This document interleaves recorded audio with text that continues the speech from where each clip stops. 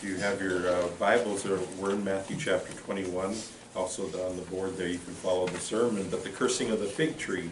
Last week we did the cursing of the temple. Remember, Jesus turned the tables over, and I'm going to, oops, sorry about that. Watch this. It will be really loud now. Ooh, there we go. Now you can hear me. The cursing of the temple, Jesus shows up, and is that good? Yeah. No. He went in and destroyed the temple, is what he did. Kicked the tables over. And then he cursed the fig tree. And they kind of go along together with the same topic, basically, where last week we learned that at the temple, people were coming with their offerings to try to find God. And what was happening is the people inside the temple were raising the rates, charging tickets to come to church. All of that type of stuff was happening. And Jesus kind of walked in and saw that and said, you know what, I don't like this. This is not right. It's not honest. It's not straight. It's not truly worshiping God as people are coming with a pure heart to worship God. It's not happening in this situation. And so he just kind of kicked over the tables, sent them all out of the temple. There were birds flying all over. He went wild. It's like, oh, this is the Savior of the world. He's so gentle and humble. And well, he is. But you're not going to do that in the temple, and that's what happened last week. This week, as we look at this topic, as we look at the text this morning, it can be said that this is a little odd, and it's actually obscure if you don't understand what he's talking about. But Jesus is cursing a tree. And we need to ask the question, why is he cursing the tree? Why is he so extreme that he would curse a tree? What's going on here? Is he mad at the tree? Is that what's happening? And then Jesus starts talking about faith. And what we need to ask ourselves, what is he getting at here? And again, it's the same topic that the temple had to be pure. As people are coming to worship, they need to be free to come to worship. When people come to church, there shouldn't be weird, crazy rules in a church where they can't worship God because you didn't quite meet the qualification of the bylaws. You understand what I'm saying? That's got to be gone. And so it is with this tree Jesus is talking about. And in most of Matthew, Jesus, whenever he reached his hand out, he was extending healing and blessing, but then in this situation there's a curse. And it's like, what is he getting crazy in his old age, or what's going on here? And he's not really old, he's under 33. I thought Jesus was the gentle Lamb of God who saves us. And now I have to look at the fact that Jesus Christ is also the Lion of Judah, the zoo.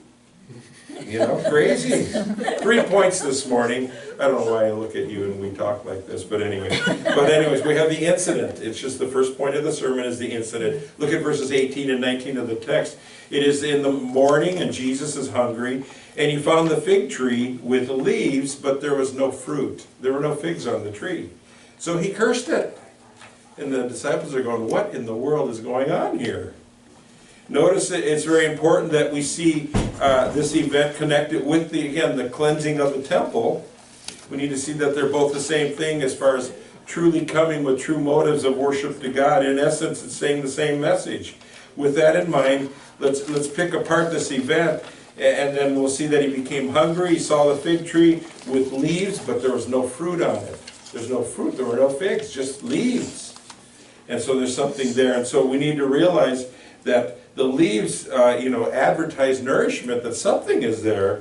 Yet Jesus saw no fruit, just leaves, which means there's something going on here again as we look at this. And so as we see the seeming break that's happening in this incident, he's got a parable he wants to pull from this cursing here that's going on, and principles for our own lives as we talk about this. Therefore, he's not cursing the tree because he's angry at the tree. He did it to bring a powerful lesson to teach us how we ought to be in our Christian lives, how we ought to be authentic in our Christian lives, how we need to be the real deal when it becomes a Christian life, which leads us to the second point, that is the parable revealed, the lesson revealed. The first element of the parable is the fig tree itself. The fig tree is a picture of a symbol of God's people. That's when you look at the fig tree, there was meaning behind it. It is a picture of the household of faith, and that's what it is. And that is the picture of the fig tree. So as we see the tree as the church, or vice versa, or God's people, when I go there and I see this tree, I expect there to find what? I should see fruit. There should be fruit in the situation. Again, it's the church, it's vice versa, whatever it is, the temple, God's people worshiping, individuals having a relationship with God. When we go to those situations and get involved in them, there should be fruit. The life of God, the real stuff happening. When you come to this church, there should be the real thing happening. There should be changed lives. There should be people redeemed and set free. But when Jesus went to the fig tree, he found what? He found no fruit. There were no figs, only leaves, only leaves. And so what a picture. The leaves are a picture of religious activity. So there's a lot of religious activity going on. The leaves are a picture of the temple involvement. When Jesus went to the temple, he saw lots of things going on at the temple last week, wasn't there? I mean, there was so much stuff there, but then he looked under the surface realizing these people are ripping off the real people. There's something bad going on. And so the leaves are a picture of church involvement, things we notice when we look for a church. Boy, this church has a lot of activity in it. They just got everything for the kids, and they've got youth groups, and they got all these neat things. But does it have fruit? No, we just have busyness. We just have busyness. And so there's nothing wrong with the busyness. Leaves are good. It's good to have those things. People went to the temple. People go to church all the time. And people like the Pharisees, they study the Bible, and they do it all the time, and yet they're leaves. All we're seeing is the leaves. They pray loud and they pray long. They avoid certain places. They do the right things. They do what's right and not what's wrong. They're the leaves. And we got leaves today in churches where there's just a lot of activity. We're obeying the right things and we're doing the rules, and we're not frequenting bad places. We're not doing that. And so it was really what Jesus was being like. He was drawn to the temple with the activity there. He was drawn to the tree. Those activities that went on at the temple spoke to people that came here to worship God, and so that drew people there, if that was happening. Life was supposed to be here. People look at the activity of the church. Songs are sung. People pray. People study their Bible. People living a life that is disciplined. That's all really good leaves. They're really good leaves. And so they assume that there must be fruit there. There must be fruit.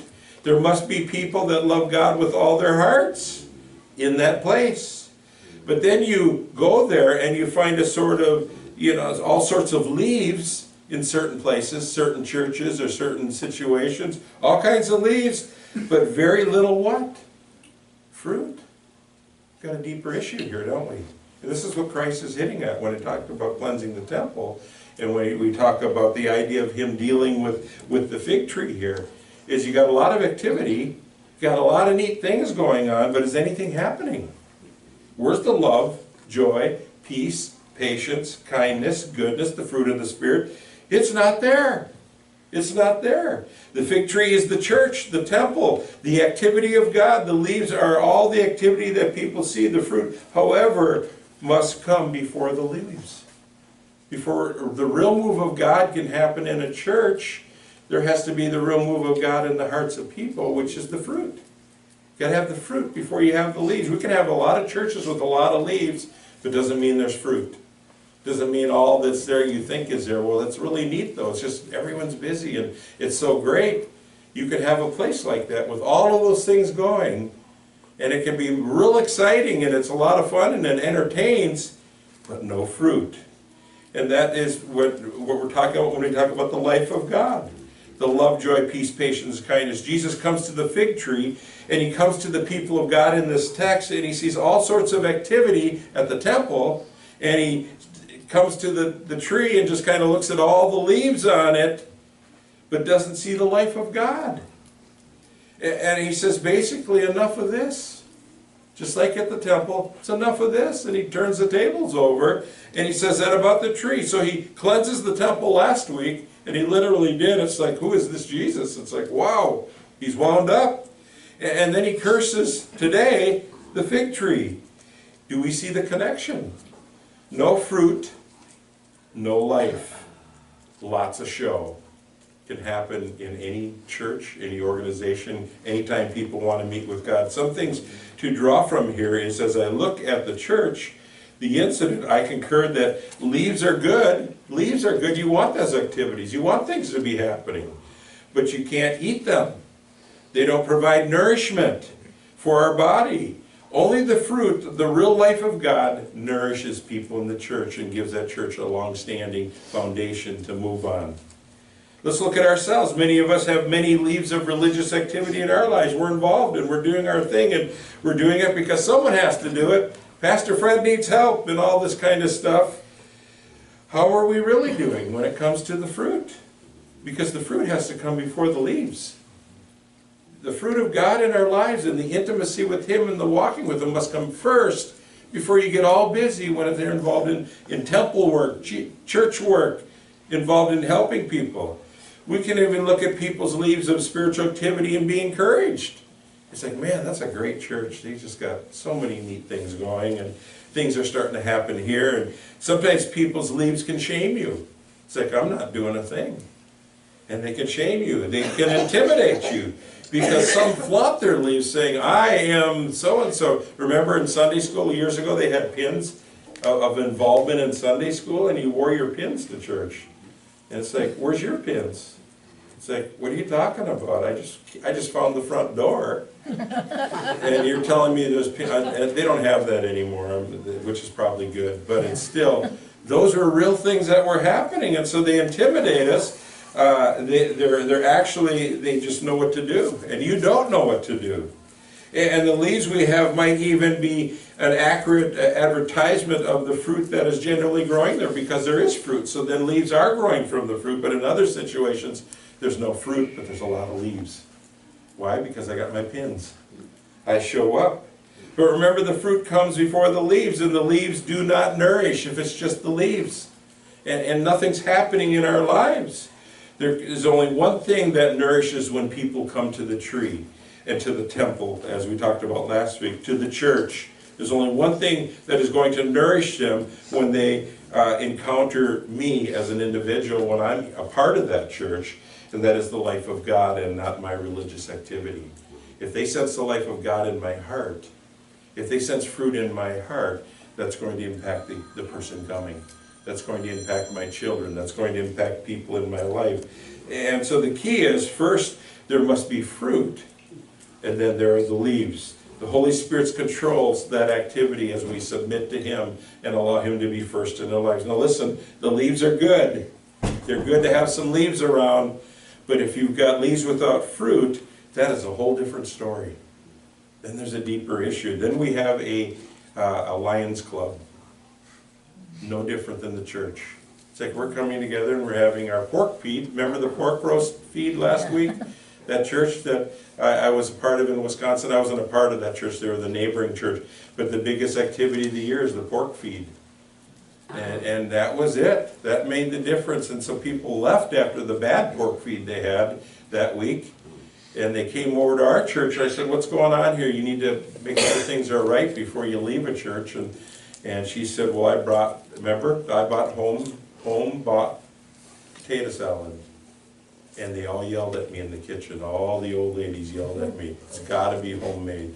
And I understand it is good. But they yelled at her. And she said, I felt so embarrassed and intimidated that I didn't meet their leaf factory. I didn't meet the standard of the situation. So I'm here to find another church. And I said, we don't have potato salad issues in this church. I'm just glad if you can bring potato salad. And if you can't, you can come anyways, so it doesn't matter. You see what I'm trying to say? The main thing, but it's time to focus on the fruit. The issue is the fruit in our lives. The fruit of God working in our lives will produce the leaves that make an impact on people's lives. One of the significant problems in the church is, like in Jesus' day, was to think leaves are the fruit. That happens in the church. Well, I'm busy doing this, and I'm on this committee, and I do this, and have all kinds of things, but there's no life in the meeting of trying to get anything done because we're all leaves, and there's no fruit. Is that coming from the power of the Spirit in our lives? I go to church all week long, I do this good, and I do this, but those are leaves. They're just the leaves. That's all that is. And the result of that mentality is seen in how we disciple people. We try to help people along, and we help them to grow in their life. And what's interesting is in our discipleship, sometimes you get people doing the leaf thing, and we don't do the heart thing and the faith thing and the fruit thing in their life. And as a result of that, you have a church full of leaves, and you don't have the fruit. So there's no power manifested in the church because we're not getting the real deal first. The fruit has to come before the leaves. You've heard me say that 3 times now. And so you got that situation, and so our energy is we disciple people is to get them to deal with the leaves. If you really want to be a good Christian, you got to be just like me. You got to dress like me. You need to get a haircut like me. I mean, all of that, and it's just these little unseen things that happen in church. And it's like, I can't relate. Some of you are just going, I can't do this anymore. It's like, I can't figure out what in the world's going on here. And so you just don't come back.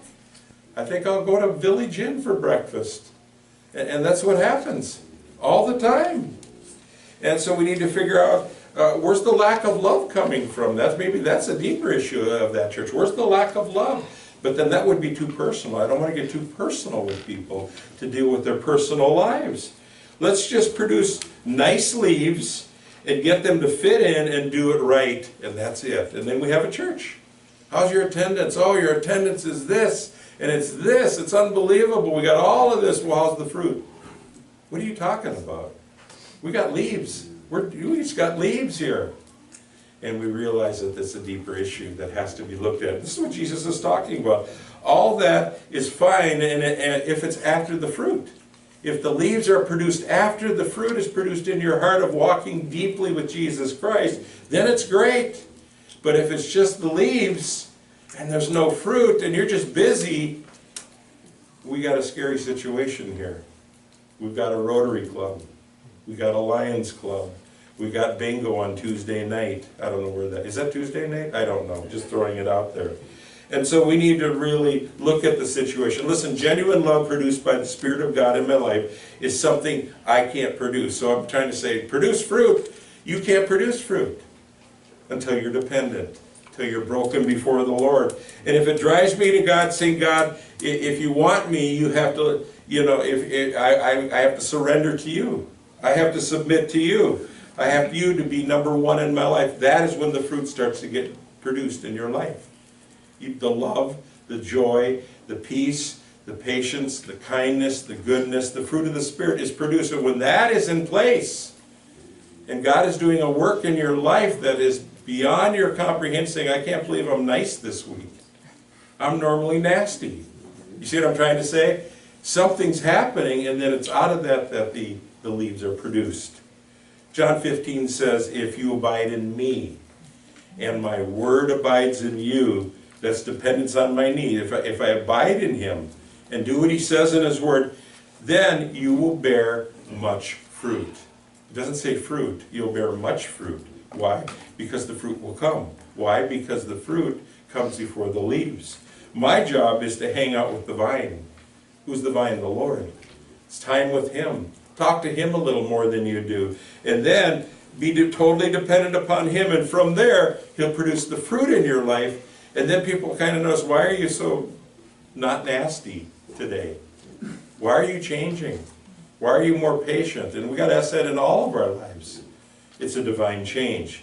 From that vine comes life, it comes fruit as a church, and that's what we need to be as we look at our lives. People will only experience God through your life when they travel past the leaves of your religious activity, which is nice that you're doing these things, and find fruit. And only then will their lives change. Only then will we see our families change. Only then will we see different ones that we're trying to influence change when they find the fruit of God in our life. Every time you look at a person or a church that has leaves of activity, you need to see that sometimes there's fruit, but other times there's no fruit. And so we got to follow where the fruit is. Well, I'm going to this church. Well, neat. Well, they got this, and they got Thursday night they have this, and Wednesday night they have this. Where's the fruit? Where's the fruit in the situation? In verse 19, because there was no fruit, Jesus made the tree look like it really is. What did he do? He cursed the fig tree, and it withered. That's what it really is. That's the real picture of the situation. We got the fake pictures, but then the real situation. And there's activity everywhere, but where's the life of God? Where's God doing this work? We're not talking about a loss of salvation here. We're talking about sometimes there's a barrenness in our soul that happens as a result of things happening in our lives. And so God sometimes allows things to happen in our lives to get the real picture as to how we really are. And the fact that there's no fruit, just leaves, religious activity. And so he allows the cursing, and not really that, I don't want to be that harsh, but literally a curse, a thing, judgment in our lives to show us where we're really at and shows our incredible true situation, the real picture. It happens when we bottom out in our Christian lives. You ever bottom out in your Christian lives? You're walking with Jesus and then you hit the bottom. That happens. And sometimes the Lord allows that to happen so that we will begin to hunger for fruit again in our lives. He needs to be number one in my life. He needs to be first in my life. Listen, his coming to the tree and to the temple and to the church, to your life, and drying it all up is possibly the greatest gift that could ever happen to you. Because it's showing your real condition. You're full of activity, but there's no fruit. We need to ask that hard question to God. I need to ask that every day in my life. Why is there no fruit? What's in the way? What am I holding on to in my life? Because when the leaves of religion, actually fall off, the tree begins to look naked and blind, and in need of God as it really is, the real picture. And then that's the hungering for the fruit. That's when that starts to happen, saying, you know what, I need fruit. I don't need more activity. I need the fruit of God in my life. I need God in my life to be number one in my life. Well, he withered the tree. The disciples were amazed, and which leads us to the last point, and that is the principle applied. Verse 21, look at your text. Jesus said, if you have faith that is holding on to Christ and don't doubt, you can do even greater things than I did. That's interesting. It can be way more than we've ever seen before in our lives. We need to understand this passage in context. This is one of those passages that when you look at it from a certain point, we can look at the two verses and develop a simple sermon and have no idea what the text is talking about. This is not just a general word here saying, yep, you got to have fruit in your life. No, it's more than that. It's a deeper issue. We got so many years left in our life to bear fruit that God has to bear in us. And there's faith and power in this text here, and we need to understand that. And so as we look at this text, we're really confronting the system that leaves without fruit. We're trying to confront that system. Churches are like that. Discipleship programs can be like that, where if you produce leaves and no fruit, you're good enough. You're at least in the back door. They're good enough. And then we live miserable the rest of our lives. It is specifically calling the disciples to have faith that hold on to Jesus, because when the disciples began to confront leaves without the fruit, bigger things would begin to happen in their lives. Bigger things, because they're going to minister there. And so as we look at the text, am I a tree that has just leaves on it and no fruit? Or is there fruit in our lives? We need to ask ourselves a deeper question. What must I do to get into the place where I'm receiving all that God has for me, and where He's number one in my life, where I'm calling out to Him every day? I venture one of the reasons the church has made little impact in some of our towns and some of our places in the world is because there's a whole lot of leaves and not much fruit. So we've got to ask ourselves. So I can only preach the truth here, is that we need fruit in our lives. Fruit produces the leaves. Fruit does that.